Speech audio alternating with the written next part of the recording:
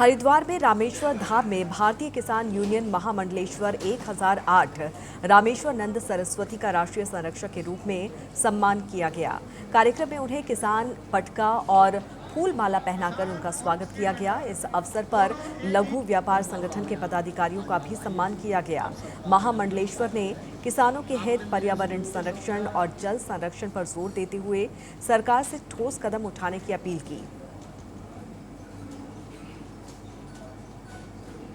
बड़ा संदेश ये है कि हमारे जो संरक्षक हैं, हमारे ऊपर जो भगवान की जो कृपा हुई है, हमारे गुरुजी की हुई है, और उनके सानिध्य में मतलब हम उत्तराखंड में एक नई दिशा और नई ऊर्जा अपने किसान भाइयों को, और जो भी मतलब सरकार से मिलके हम लोग मजबूती से कार्य करेंगे। बात कहूँगा आपको, आज ये अधिक मास का पर्व भी चल रहा है, हरिद्वार में बहुत भीड़ भाड़ भी चल रहा है। इस अवसर में भी हमारे किसान यूनियन जिस प्रकार से सशक्त होकर कार्य कर रहा है, मैं यही कहूँगा कि देखो, भारत कृषि और ऋषि राज्य है, कृषियों का है और ऋषियों का है। भारत भूमि में ऋषियों ने तप किया और कृषियों ने तप किया। ऋषियों ने अपने खून पसीना से इस राष्ट्र को सींचा है, इसलिए हम लोग कहते हैं अन्न ही ब्रह्म है, और अन्न पैदा ना होता तो न ऋषि, न कृषि, न संस्कृत, न अनेक पूरे विश्व के जनमानस त्राई त्राई में होता। इसलिए भगवान ने भी अन्न को ब्रह्म के रूप में स्वीकार किया है, और जिन्होंने ब्रह्म को उत्पत्ति करने वाले जो ऋषि हैं वो बड़े धन्यवाद के पात्र हैं।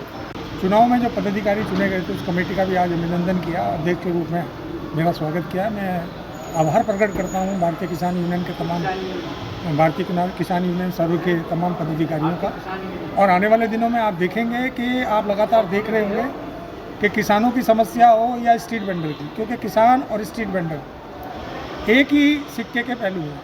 क्योंकि अगर किसान उपज नहीं बोएगा तो स्ट्रीट वेंडर बेचेगा। तो आज इन दोनों का समन्वय स्थापित करते हुए निश्चित रूप से सरकार से जो मांगे हैं, सरकार के जो इनकी ज़रूरत की जो चीज़ें हैं, उनको किस प्रकार से संरक्षित किया जाए, किस प्रकार से उन्हें मुख्य धारा में लाया जाए, इन सब विषयों को लेकर जो है हम आगे बैठक में चर्चा करेंगे। देहरादून में उत्तराखंड के पूर्व मुख्यमंत्री भुवन चंद्र खंडूरी को बीजेपी कार्यालय में अंतिम विदाई दी गई।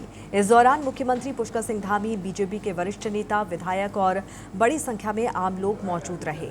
नेताओं और कार्यकर्ताओं ने नम आंखों से उन्हें श्रद्धांजलि अर्पित की और उनके व्यक्तित्व और योगदान को याद किया। पूर्व सीएम खंडूरी के निधन से प्रदेश में शोक की लहर है।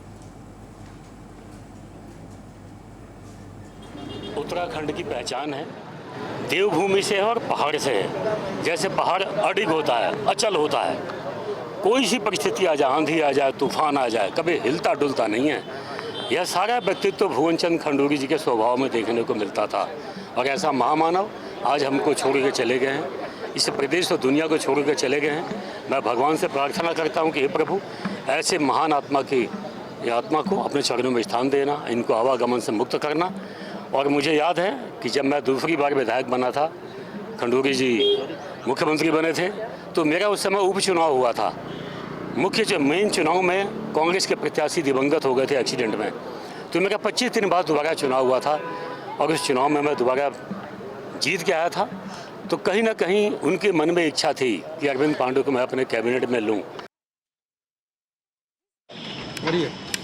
हाथ नहीं लाइए, नहीं तो मैसेज गलत। जान ही रहे हैं कि जनरल भुवन चंद्र खंडूरी का कल 11 बजे निधन हुआ, और आज खड़खड़ी हरिद्वार में उनका अंतिम संस्कार हो रहा है। हम सभी के लिए, परिवार के लिए, और उत्तराखंड जो उनका बड़ा परिवार था, हम सभी के लिए बहुत बड़ा आज नुकसान हुआ है। हम सब दुखी हैं, परेशान हैं, लेकिन दूसरी तरफ हम चाहेंगे कि हम उनके लाइफ से जो जीवन उन्होंने जिया है उसको देखें, उसको सेलिब्रेट करें। छोटा सा लड़का सेना में गया, 3 लड़ाई लड़ी, 63, 65 और 71 की लड़ाई लड़ी। अनगिनत बार, हम लोग बहुत छोटे थे, अनगिनत बार याद आता है कि घर में पिता होते ही नहीं थे, क्योंकि 71 की लड़ाई के बाद सीधा भोपाल में फ्लड्स आ गए तो वहाँ चले गए। तो हमने उनसे यही देखा है, सीखा है कि समर्पित रहना चाहिए देश के लिए, देशभक्त होना चाहिए, मातृभक्त होना चाहिए। ये उनसे हमने सीखा।